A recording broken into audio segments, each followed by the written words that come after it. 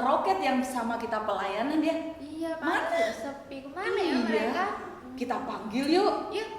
Elwaki, Roket.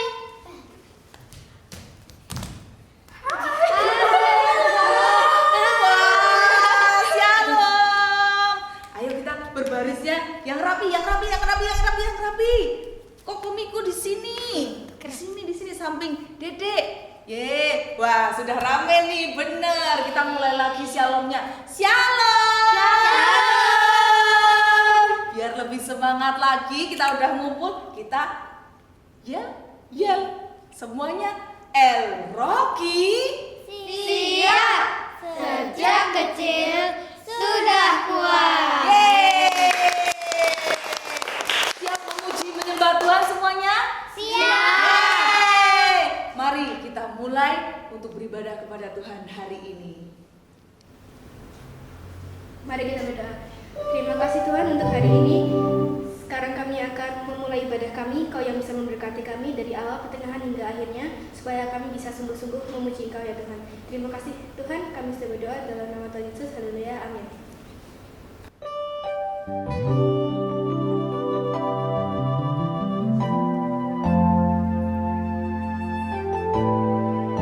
Semua karena anugerah-Mu Tuhan.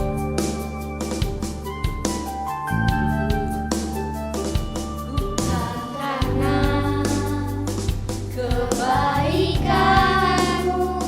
bukan karena fasilitas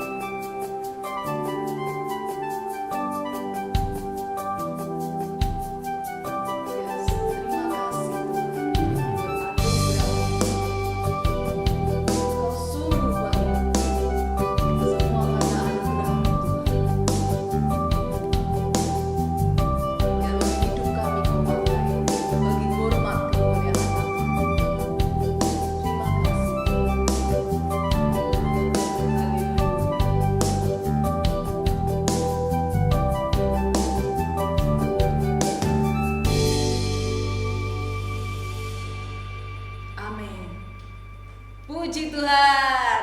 Lebih semangat lagi, Dia Tuhan yang baik dalam kehidupan kita. Mari semangat memuji Tuhan.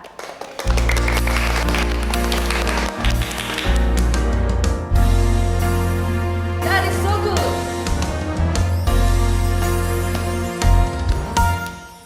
God is so good. God is so good. God is so good. He's so good to me. He died for me. He died for me. He died for me. He's so good to me. He answers prayer.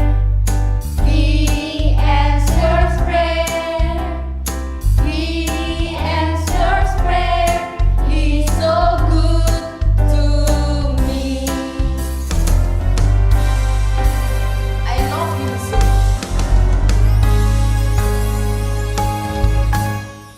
I love him so.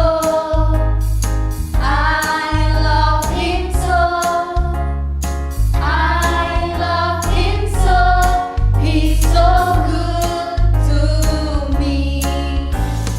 I'll do his will. I'll do his will. I'll do his will. He's so good to me. He's coming back. He's coming soon. He's coming soon. He's so good to me. He's so good to me.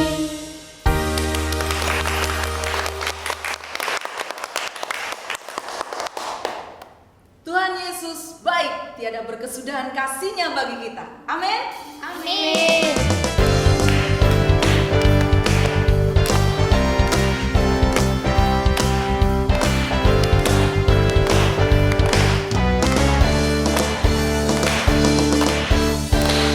Tiada berkesudahan kasih setiamu Tuhan, selalu baru rahmat-Mu bagiku.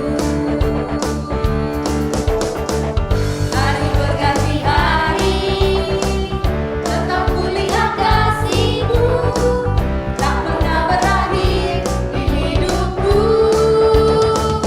Tuhan Yesus baik, sungguh amat baik, untuk selama-lamanya. Tuhan Yesus baik, Tuhan Yesus baik, sungguh amat baik, untuk selama-lamanya. Tuhan Yesus baik. Tiada berkesudahan, tiada berkesudahan kasih setiamu Tuhan, selalu baru rahmat-Mu bagiku. Hari berganti hari, tetap kulihat kasih-Mu, tak pernah berakhir di hidupku. Tuhan Yesus baik, sungguh amat baik, untuk selama-lamanya. Tuhan Yesus baik, Tuhan Yesus baik, sungguh amat baik, untuk selama-lamanya. Tuhan Yesus baik. Yes, Yesus baik bagimu, Yesus baik bagiku.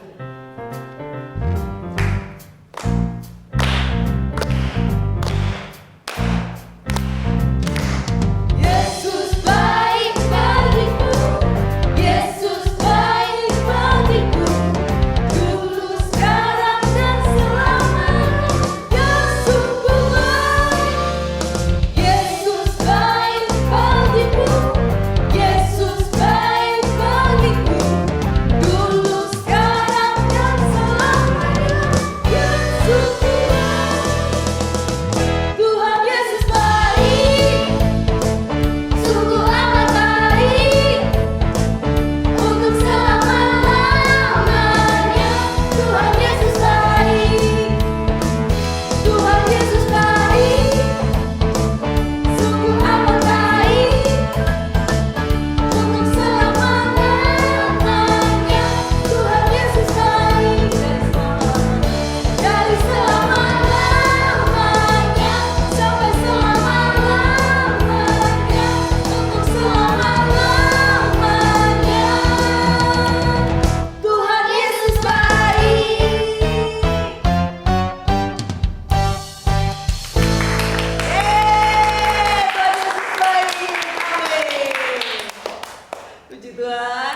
Sekarang kita saatnya mau memberikan persembahan. Kita berdoa dulu ya.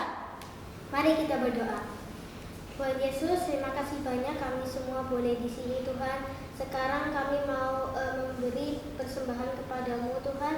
Berkatilah supaya persembahan ini boleh bermakna untukmu dan boleh memperluas kerajaan Allah Tuhan. Terima kasih banyak, di dalam nama Tuhan Yesus kami sudah berdoa. Haleluya, amin. Amin. Selamat memberi persembahan sambil kita bernyanyi memuji Tuhan. Ya.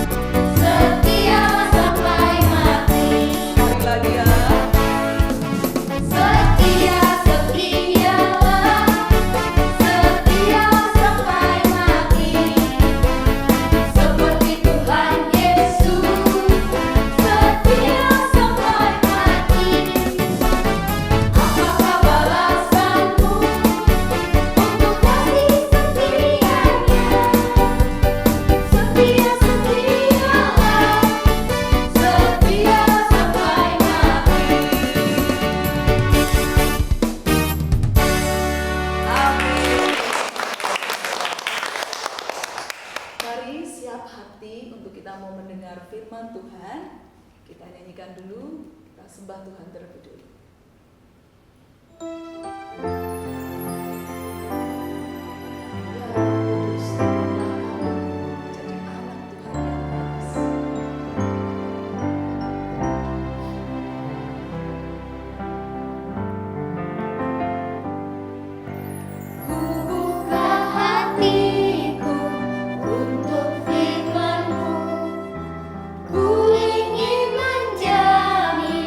Seperti Yesus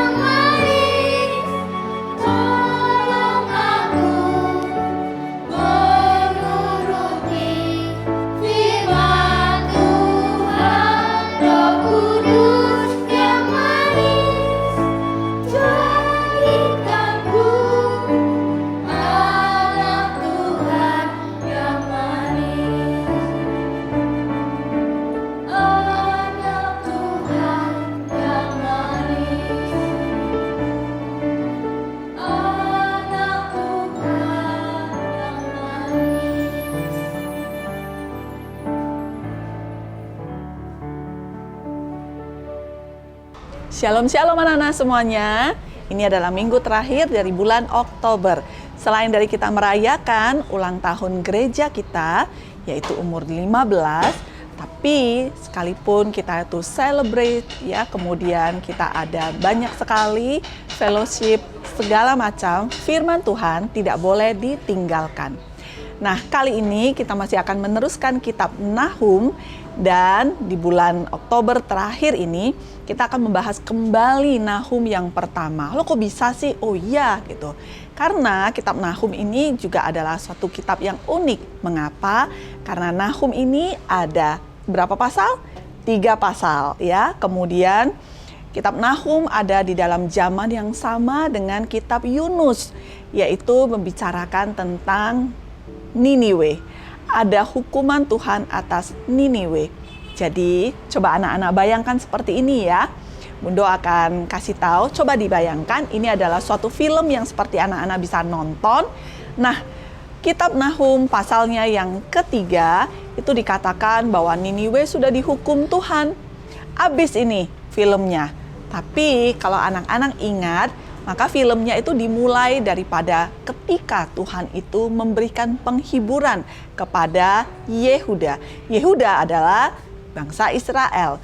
Yang kemudian dikatakan bahwa Tuhan itu membebaskan, menghibur daripada Yehuda. Nah, Niniwe itu ada suatu bangsa dan kota yang besar sekali, hebat sekali. Tetapi ini adalah bangsa yang jahat sekali. Mereka memerangi banyak bangsa yang lain, kemudian mereka menghancurkan, mereka membakar, mereka menghabiskan semuanya. Pada saat itu, sepertinya tidak ada yang bisa mengalahkan bangsa Niniwe. Nggak ada, apalagi untuk bangsa Israel, yaitu Yehuda, yang kecil sekali. Oleh karenanya lah Tuhan itu bilang, memang Tuhan adalah Tuhan yang adil. Dia menghukum juga Yehuda atau bangsa Israel yang begitu, bahasa anak-anak, nakal ya. Mereka menyembah berhala, mereka itu tidak sungguh-sungguh sayang dengan Tuhan. Tapi Tuhan juga menghukum Niniwe, bangsa yang jahat. Dan ketika kemudian Tuhan membela dan itu kemudian melindungi dan menghibur Yehuda. Oleh karena apa? Oleh karena ada kasih Tuhan. Dan kemudian di dalam hal ini Tuhan melihat Niniwe itu sangat amat jahat. Nah, maka Bunda akan mengajak anak-anak membuka kembali kitab Nahum pasalnya yang pertama. Bunda akan bacakan ayat yang pertama sampai dengan kemudian ayatnya yang ke-8. Sudah? Demikianlah firman Tuhan. Ucapan ilahi tentang Niniwe, kitab penglihatan Nahum, orang Elkos. Murka Tuhan. Tuhan itu Allah yang cemburu dan pembalas. Tuhan itu pembalas dan penuh kehangatan amarah. Tuhan itu pembalas kepada para lawannya dan pendendam kepada para musuhnya. Tuhan itu panjang sabar dan besar kuasa. Tetapi ia tidak sekali-kali membebaskan dari hukuman orang yang bersalah. Ia berjalan dalam puting beliung dan badai, dan awan adalah debu kakinya. Ia menghardik laut dan mengeringkannya, dan segala sungai dijadikannya kering. Basan dan Karmel menjadi merana, dan kembang Libanon menjadi layu. Gunung-gunung gemetar terhadap dia, dan bukit-bukit mencair. Bumi menjadi sunyi sepi di hadapannya, dunia serta seluruh penduduknya. Siapakah yang tahan berdiri menghadapi geramnya? Dan siapakah yang tahan tegak terhadap murkanya yang bernyala-nyala? Kehangatan amarahnya tercurah seperti api, dan gunung-gunung batu menjadi roboh di hadapannya. Tuhan itu baik. Ia adalah tempat pengungsian pada waktu kesusahan. Ia mengenal orang-orang yang berlindung kepadanya dan menyeberangkan mereka pada waktu banjir. Ia menghabisi sama sekali orang-orang yang bangkit melawan dia, dan musuhnya dihalaunya ke dalam gelap. Sebelum kita akan teruskan, Seperti yang tadi sudah anak-anak dengar, apabila dengar dengan teliti, ya, ini adalah seperti suatu cerita yang dituliskan. Cara penulisannya disebut sebagai penulisan sastra. Maka bahasa yang dipakai, kelihatannya kok serem banget ya. Awan-awan itu seperti debu kakinya Tuhan. Tuhan itu melawan orang-orang yang melakukan kejahatan. Nah, anak-anak semuanya, apa sih yang kita bisa pelajari dari kitab Nahum di bulan yang terakhir ini? Anak-anak harus tahu, anak-anak harus paham, anak-anak harus ingat bahwa Tuhan itu adalah Tuhan yang penuh kasih, tapi juga Tuhan yang adil. Apakah Tuhan yang adil adalah Tuhan yang tidak kasih? Enggak. Tuhan yang adil adalah Tuhan yang melihat dan akan memberikan hukuman sesuai dengan kesalahan orang. Kalau kayak gitu nggak sayang dong namanya. No. Apabila punya kasih yang benar di dalamnya itu adalah kasih yang menegur. Kasih yang memberitahu, ini nggak boleh. Ini nggak benar. Ini dosa.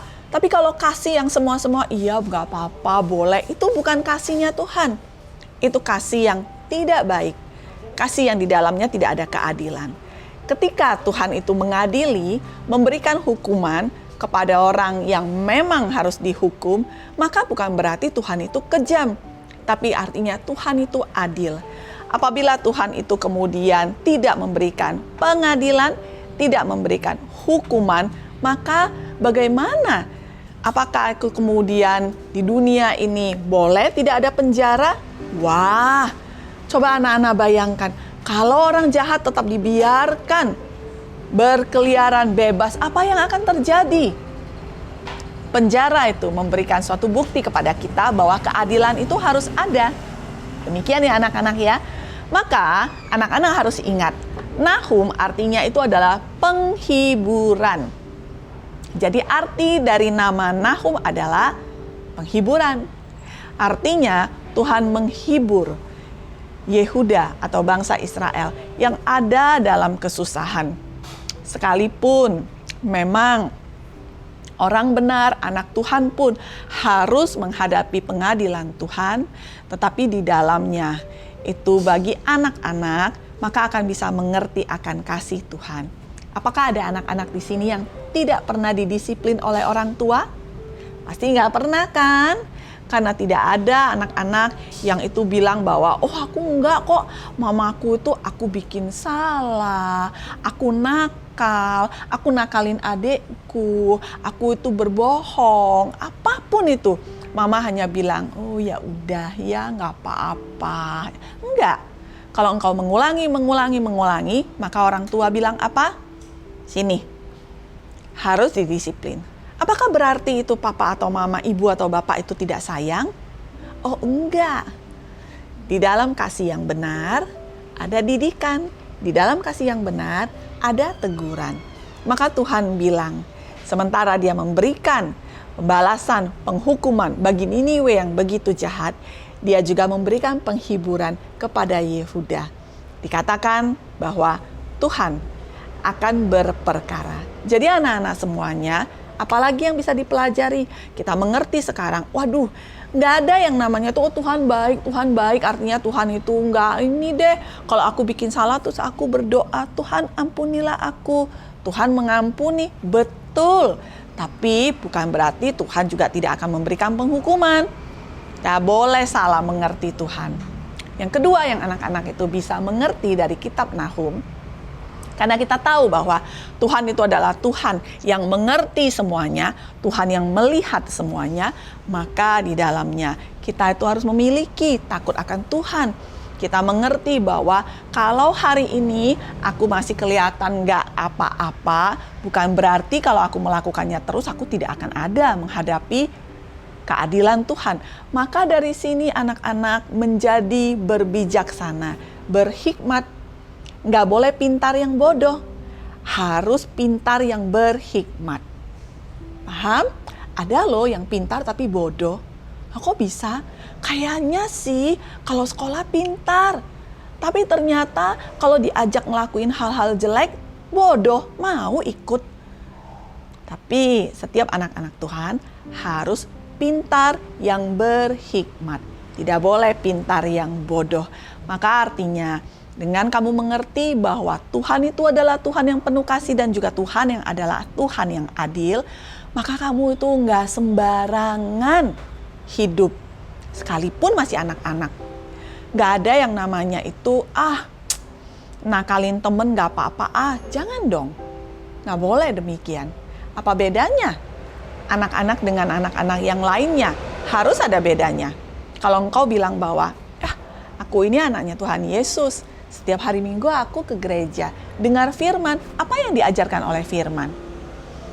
Maka kitab Nahum mengajarkan kepada kita, jangan sesat, jangan tidak punya takut akan Tuhan. Kenallah Tuhan sesuai dengan yang Tuhan mau dikenal. Maka anak-anak semuanya punyai rasa takut akan Tuhan yang benar, jadilah pintar yang berhikmat, hiduplah benar di dalam Tuhan, lakukanlah firman dan perintah-perintahnya. Tuhan Yesus memberkati. Mari kita berdoa. Anak-anak semuanya bangkit berdiri. Dimanapun berada, kita hormati hadirat Tuhan, kita hormati ibadah kita. Kemudian mari ambil sikap berdoa. Anak-anak boleh melipat tangan, anak-anak boleh mengangkat tangan, anak-anak boleh untuk yang namanya mungkin bisa menengadahkan kepalanya atau boleh menunduk, tidak masalah. Yang penting adalah serius, tidak main-main. Mari kita berdoa. Tuhan Yesus, Bapa yang baik, hamba berdoa untuk setiap anak-anak-Mu yang hari ini telah menerima firman-Mu. Biarlah firman-Mu bekerja, biarlah Roh Kudus berperkara bagi setiap anak-anak-Mu. Sehingga dari sejak kecil mereka dididik di dalam firman, mereka dibawa di dalam pengenalan akan Tuhan yang secara benar. Tuhan melimpahkan roh yang takut akan Tuhan. Supaya saat mereka mendengar dengan serius. Mereka mendengar untuk melakukan. Mereka mendengar dengan penuh hikmat yang daripadamu. Di dalam nama Tuhan Yesus, biarlah anak-anak menjadi anak-anak yang pintar berbijaksana. Pintar yang memiliki hikmat Tuhan. Bukan pintar yang bodoh. Bukan pintarnya yang dari dunia. Tetapi sebaliknya, anak-anak menjadi anak-anak yang memiliki akan kedewasaan iman di dalam Engkau. Dalam nama Tuhan Yesus, kami berdoa dan bersyukur. Amin. Jadi kitab Nahum yang singkat ini mengajak setiap pembacanya untuk merendahkan diri di hadapan Allah yang adil dan percaya bahwa pada waktunya Ia akan menjatuhkan para penindas dari setiap tempat berlaku. Demikianlah inti dari kitab Nahum.